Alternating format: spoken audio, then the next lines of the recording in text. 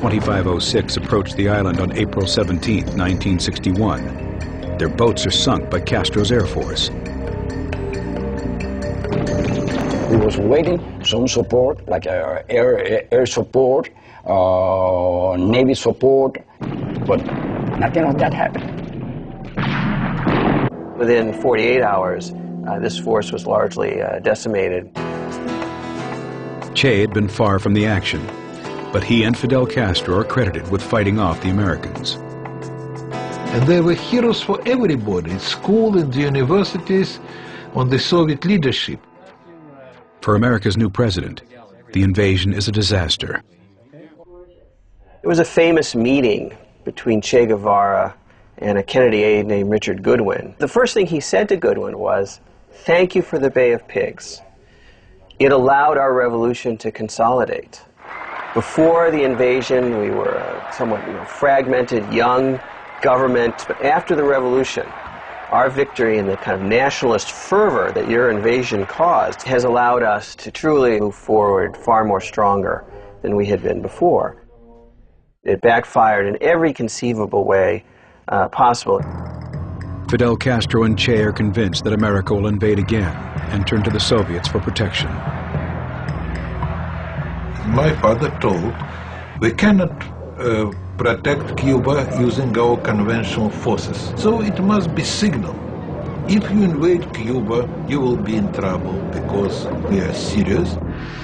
The last discussion about deploying missiles in Cuba, it was in Che Guevara and Khrushchev. It's not long before the Soviet missiles installed in Cuba are detected. It was a very, very dangerous time.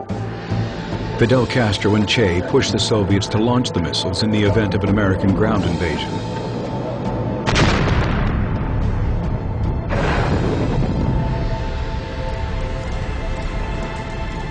Castro was so aggressive that Khrushchev totally cut him out of the loop on these negotiations. Without consulting Castro or Ťē, Khrushchev makes a deal with Kennedy. American would never invade Cuba. We will take our missiles out. To Fidel Castro and Ťē, it is an act of absolute betrayal. I mean, it was Che who was the first Cuban official, face-to-face with a Soviet official, to kind of basically read the Soviets the riot act. Disillusioned with the Soviets, Ťē realizes he has to establish other strong left-wing partnerships. He finds what he's looking for in China. You have the extreme revolutionaries, Maoist, and Che Guevara, he belonged to this extreme. Ťē is impressed by Mao Zedong's plans to take China from an agrarian society to a modern communist one. Ťē wants to do the same for Cuba. He has an ideal vision of the new socialist man, one who contributes for the greater good, not personal profit. Now in our Cuba, work is acquiring a new meaning and is done with a new joy. The idea was to create a new man who was willing to sacrifice himself on behalf of others to build a socialist paradise through hard work and dedication. He very often even slept in his office, and even famous visitors remark finding him there, sometimes asleep on the floor.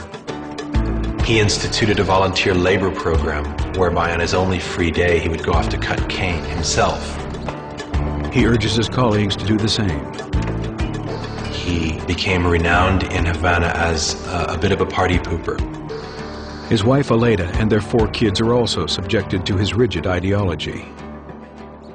He was austere and severe at home. He refused to let his wife Aleida have the benefits of his ministry car. She had to take the bus. If she was given a gift by a foreign dignitary, she had to return them. Ťē also has other more adventurous campaigns in mind. Che wanted to focus much more on international revolution. So he began to revive his hopes of extending the socialist revolution to other parts of Latin America as a way to create breathing space, open up a new lung for Cuba in the hemisphere. He began to be seen increasingly by the Soviets as a kind of dangerous radical who was pro-Chinese. They were critical of him with Fidel. Che realizes the situation in Cuba is getting complicated and starts making plans to leave. Che understood that Fidel was entirely now dependent on the Soviet Union economically, and it was up to him to sally forth and revolutionize the socialist world.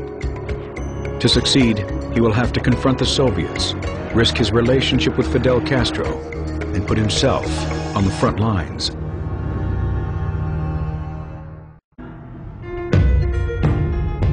By 1963, Cuba's economy has hit an all-time low. Che Guevara's plans to propel the country forward have failed.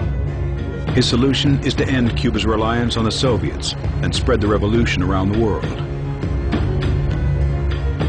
Che became increasingly disenchanted with the way things were shaping up to be in Cuba as a Soviet satellite. August 1964.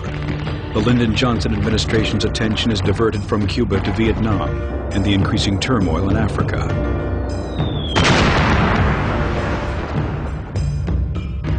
The Cubans also have their eyes on Africa, particularly on what had been the former Belgian Congo.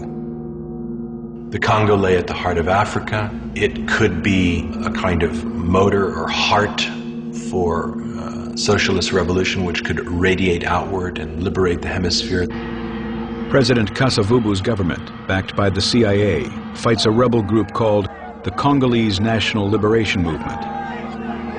CIA creates an army of about, on average, 1,000 mercenaries, half from South Africa and Rhodesia, the other half from Europe. And the Cubans felt that they should go and support the forces who were fighting the United States-backed groups. The impression Che Guevara got was of a revolt that was still very strong and with very committed leaders.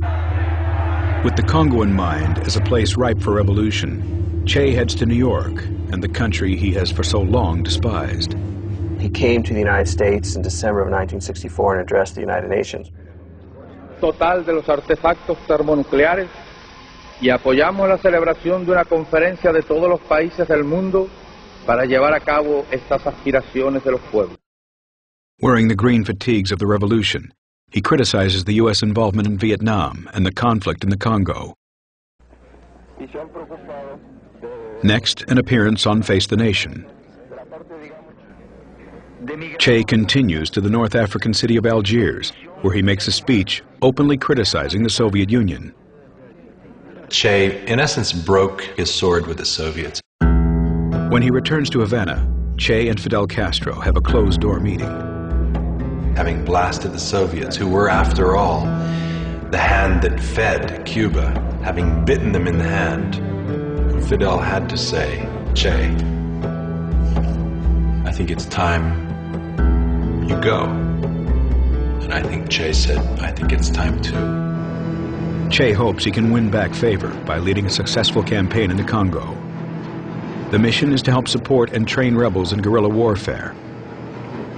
Che had Fidel's blessing, and he essentially disappeared from the domestic political map of Cuba. Che and his men arrive on the Congolese shore of Lake Tanganyika on April 24th, 1965. First of all, in the Congo, nothing was prepared. There was no chief. There were no men ready to fight. In the case of the Congolese rebel leader, Laurent Kabila, he actually visited the front himself only once. Kabila arrived in a speedboat with a couple of prostitutes and several bottles of whiskey. Che's own Cubans almost mutinied on him once they saw the kind of men they were fighting alongside. The few men that were there, when we gave them the weapons, they didn't know what they were receiving. They had no knowledge of weapons or ideology. They didn't know anything. Che hopes he can get the rebels into shape and stages a few successful raids, but loses 6 of his own men in the process. Che had not been seen in almost a year. The CIA believed that he had died or might have even been killed. when he left Cuba. October 3rd, 1965. Responding to